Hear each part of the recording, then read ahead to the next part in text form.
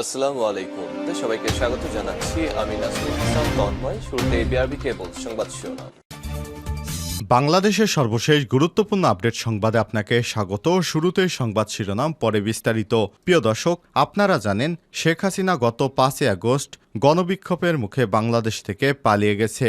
বাংলাদেশ এখন সরকারের প্রধান আসনটি সেনাবাহিনীর অধীনে ছিল, কিন্তু আজ ডক্টর মোহাম্মদ ইউনূস বাংলাদেশে এসেছেন। আন্দোলনের সমন্বয়কেরা এবং সেনাপ্রধান বিমানবন্দরে ডক্টর ইউনূসকে স্বাগত জানিয়েছে। ডক্টর মোহাম্মদ ইউনূস প্রথমে স্বৈরাচার পতনের আন্দোলনে যে সমস্ত ছাত্র এবং জনতা শহীদ হয়েছেন তাদের স্মরণ করতে গিয়ে আবেগ আপ্লুত হয়ে কেঁদে ফেলেন। এ সময় ডক্টর মোহাম্মদ ইউনূস দেশবাসীর প্রতি বার্তা দেন যে দয়া করে আপনারা দেশের আইন শৃঙ্খলা ভঙ্গ করবেন না। এই দেশটি আমাদের সবার, আমরা একসাথে মিলে কাজ করব।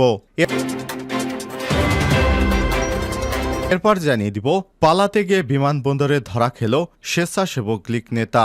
চট্টগ্রামে শাহ আমানত আন্তর্জাতিক বিমানবন্দর থেকে মহানগর স্বেচ্ছাসেবক লীগের সাধারণ সম্পাদক আজিজুর রহমান আজিজকে আটক করা হয়েছে। তিনি ওমরা ভিসা নিয়ে সৌদি আরবে পালিয়ে যাওয়ার চেষ্টা করছিলেন।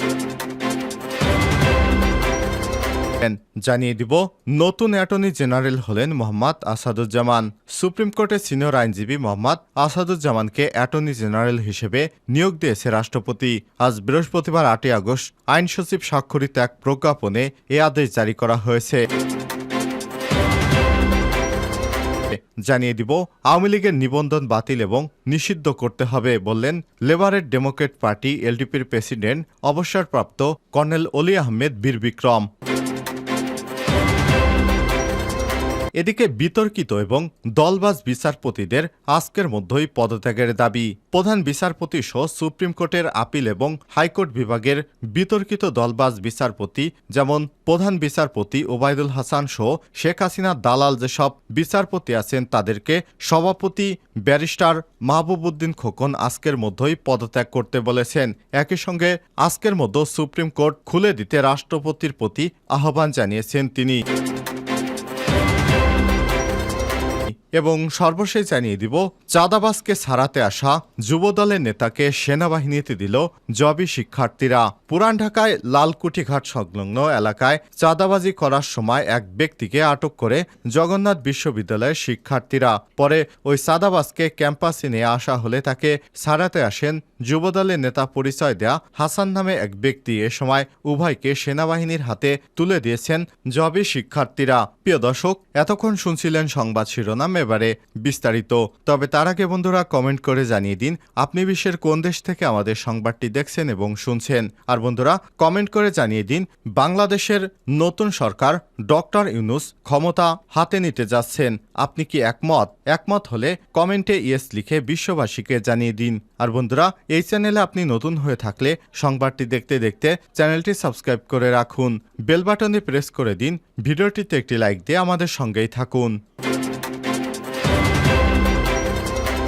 ডক্টর মোহাম্মদ ইউনূসকে স্বাগত জানালেন সেনাপ্রধান এবং সমন্বয়কেরা। দেশ পরিচালনার দায়িত্ব নিতে দেশে ফিরেছেন নোবেল বিজয়ী অর্থনীতিবিদ ডক্টর মোহাম্মদ ইউনূস। বৃহস্পতিবার 8 আগস্ট দুপুর 2টার পর তাকে বহনকারী বিমানটি হজরত শাহজালাল আন্তর্জাতিক বিমানবন্দরে অবতরণ করে। দেশে ফেরার পর তাকে স্বাগত জানান সেনাপ্রধান জেনারেল ওয়াকারুজ্জামান সহ 3 বাহিনীর প্রধান এবং বৈষম্যবিরোধী ছাত্র আন্দোলনের সমন্বয়কেরা। এছাড়াও সেখানে উচ্চ পদস্থ অনেক কর্মকর্তারাও উপস্থিত ছিলেন। এর আগে বুধবার 7 আগস্ট তিনি ফ্রান্সের রাজধানী প্যারিসে চার্লস দা গল বিমানবন্দর থেকে ঢাকার উদ্দেশ্যে রওনা করেন। বিমানবন্দরে তাকে কড়া নিরাপত্তা দেয় ফ্রান্সের বিশেষ বাহিনীর সদস্যরা। বুধবার ইউনূস সেন্টার থেকে বলা হয়েছিল ডক্টর মোহাম্মদ ইউনূস বৃহস্পতিবার দুপুরে বাংলাদেশে ফিরবেন। এমিরেটস এয়ারলাইন্সের একটি ফ্লাইটে দুপুর 2:10 ঢাকার হজরত শাহজালাল আন্তর্জাতিক বিমানবন্দরে পৌঁছানোর কথা ছিল তার। এরপর 2:15 দিকে তিনি দেশে পৌঁছান। দেশে পৌঁছানোর পর ডক্টর মোহাম্মদ ইউনূস চলমান পরিস্থিতি নিয়ে যারা নিহত হয়েছেন তাদের কথা স্মরণ করে আবেগ আপ্লুত হয়ে পড়েন। তিনি সমস্ত বাহিনী এবং দেশবাসীর উদ্দেশ্যে যে কথা বলেন সেটি হচ্ছে, বাংলাদেশ আমাদের সবার দেশ। এদেশে কোনো হানাহানি বা আইন শৃঙ্খলা অবনতি হয় এমন কোনো কাজ করা যাবে না। দেশের সার্বিক পরিস্থিতি নিয়ে খুব শীঘ্রই তিনি নতুন করে সংবাদ সম্মেলন করবেন। পালাতে গিয়ে বিমানবন্দরে ধরা স্বেচ্ছাসেবক লীগ নেতা। চট্টগ্রাম শাহ আমানত আন্তর্জাতিক বিমানবন্দর থেকে মহানগর স্বেচ্ছাসেবক লীগের সাধারণ সম্পাদক আজিজুর রহমান আজিজকে আটক করা হয়েছে। তিনি ওমরা ভিসা পালন নিয়ে সৌদি আরবে পালিয়ে যাওয়ার চেষ্টা করছিলেন। বুধবার বিমানবন্দরের নিরাপত্তা বাহিনী তাকে আটক করে। পরবর্তীতে তাকে সেনাবাহিনীর কাছে হস্তান্তর করে বিমানবন্দর কর্তৃপক্ষ। বিষয়টি নিশ্চিত করেছেন চট্টগ্রাম বিমানবন্দরের জনসংযোগ কর্মকর্তা ইব্রাহিম খলিল। এ সময় তিনি বলেন, আজিজ সংযুক্ত আরব আমিরাতের শারজা যাওয়ার চেষ্টা করছিলেন। এয়ার অ্যারাবিয়ার একটি ফ্লাইটে তার টিকিট কাটা ছিল। খবর পেয়ে বিমানবন্দরে তাকে আটক করা হয়েছে। পরবর্তীতে তাকে সেনাবাহিনীর কাছে হস্তান্তর করা হয়েছে। শেখ হাসিনা সরকার পতনের একদিন আগে অর্থাৎ গত 4 আগস্ট নগরের চানগাঁও থানা এলাকায় ছাত্র জনতার উপর হামলা করেন তিনি। এ সময় তিনি নিজে আহত হন। পরবর্তীতে তাকে একটি বেসরকারি হাসপাতালে ভর্তি করা হয়। একটু সুস্থ হয়ে দেশ থেকে পালানোর চেষ্টা করেন আজিজ। নতুন অ্যাটর্নি জেনারেল হলেন মোহাম্মদ আসাদুজ্জামান। সুপ্রিম কোর্টের সিনিয়র আইনজীবী মোহাম্মদ আসাদুজ্জামানকে অ্যাটর্নি জেনারেল হিসেবে নিয়োগ দিয়েছে রাষ্ট্রপতি। বৃহস্পতিবার 8 আগস্ট আইন সচিব স্বাক্ষরিত এক প্রজ্ঞাপনে এই আদেশ জারি করা হয়েছে। আওয়ামী লীগের নিবন্ধন বাতিল এবং নিষিদ্ধ করতে হবে বললেন কর্নেল অলি। লেবারের ডেমোক্রেট পার্টি এলডিপির প্রেসিডেন্ট ডক্টর কর্নেল অবসরপ্রাপ্ত অলি আহমেদ বীরবিক্রম বলেছেন, সর্বসাধারণের উদ্দেশ্যে বলতে চাই, স্বৈরাচারের পতনের পর জাতি, ধর্ম, বর্ণ, রাজনৈতিক পরিচয় নির্বিশেষে সকলে ঐক্যবদ্ধ হওয়ার সময় এসেছে। স্বৈরাচারী এবং সন্ত্রাসী সংগঠন হিসেবে আওয়ামী লীগের নিবন্ধন বাতিল এবং নিষিদ্ধ করতে হবে। বৃহস্পতিবার 8 আগস্ট সকালে রাজধানীর মগবাজারে এলডিপির কেন্দ্রীয় কার্যালয়ে সংবাদ সম্মেলনে তিনি এসব কথা বলেন। এ সময় তিনি বলেন, নোবেল বিজয়ী অর্থনীতিবিদ ডক্টর মোহাম্মদ ইউনূস ও নতুন সরকারের প্রতি আন্তরিক শুভেচ্ছা। তার উপর অর্পিত নির্বাহী দায়িত্ব পালনের সফলতার আশা ব্যক্ত করছি। কর্নেল অবসরপ্রাপ্ত অলি আহমেদ বীর বিক্রম বলেন, ছাত্র জনতার আন্দোলনে যারা শহীদ হয়েছেন, আহত হয়েছেন, তাদের এবং তাদের পরিবারের ক্ষতিপূরণ, পুনর্বাসন এবং সুচিকিৎসার ব্যবস্থা করতে হবে।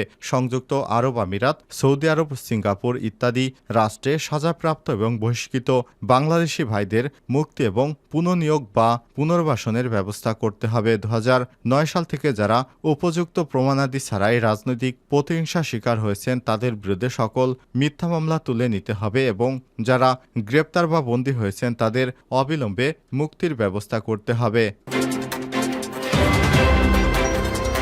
বিতর্কিত দলবাজ বিচারপতিদের আজকের মধ্যে পদত্যাগ করতে হবে। প্রধান বিচারপতি সহ সুপ্রিম কোর্টের আপিল এবং হাইকোর্ট বিভাগের বিতর্কিত দলবাজ বিচারপতিদের অতি দ্রুত সময়ের মধ্যে পদত্যাগের দাবি জানিয়েছেন সুপ্রিম কোর্ট আইনজীবী সমিতির সভাপতি ব্যারিস্টার এ মাহবুব উদ্দিন খোকন। একই সঙ্গে রোববার এর মধ্যে সুপ্রিম কোর্ট খুলে দিতে রাষ্ট্রপতির প্রতি আহ্বান জানান তিনি। বৃহস্পতিবার 8 আগস্ট সুপ্রিম কোর্ট বাস সভাপতি কক্ষে আয়োজিত এক সংবাদ সম্মেলনে এসব দাবি জানান তিনি। ব্যারিস্টার মাহবুব উদ্দিন খোকন বলেন, বৈষম্যবিরোধী আন্দোলনের সমন্বয়কেরা প্রধান বিচারপতি সহ আপিল বিভাগের সব বিচারপতির পদত্যাগ দাবি করেছে। আমরা একই সঙ্গে একমত, বিচার বিভাগ ঢেলে সাজাতে হবে, বিচার বিভাগকে আওয়ামী লীগ পরিচয় মুছে ফেলতে হবে। এ সময় তিনি বলেন, যেসব বিচারপতির সততা এবং সাহসিকতার সঙ্গে বিচার কাজ পরিচালনা করেছেন, তাদের ভয় নেই। এক প্রশ্নের জবাবে এই আইনজীবী বলেন, আমরা একজন সৎসাহসী এবং যোগ্য মানুষকে অ্যাটর্নি জেনারেল হিসেবে দেখতে চাই, যিনি সরকারের অ্যাটর্নি জেনারেল হিসেবে নয়, রাষ্ট্রের অ্যাটর্নি জেনারেল হিসেবে দায়িত্ব পালন করবেন। এ সময় তিনি আরো বলেন, গতকাল নোটিশ দেওয়া হলো সুপ্রিম কোর্ট খোলা থাকবে, আবার কিছুক্ষণ পরে একটি নোটিশ দেওয়া হলো সুপ্রিম কোর্ট অনির্দিষ্টকালের জন্য বন্ধ। কি কারণে বন্ধ তা আমরা এখনো জানি না, দেশবাসীও জানে না। বিষয়টি সবাই জানতে চায়।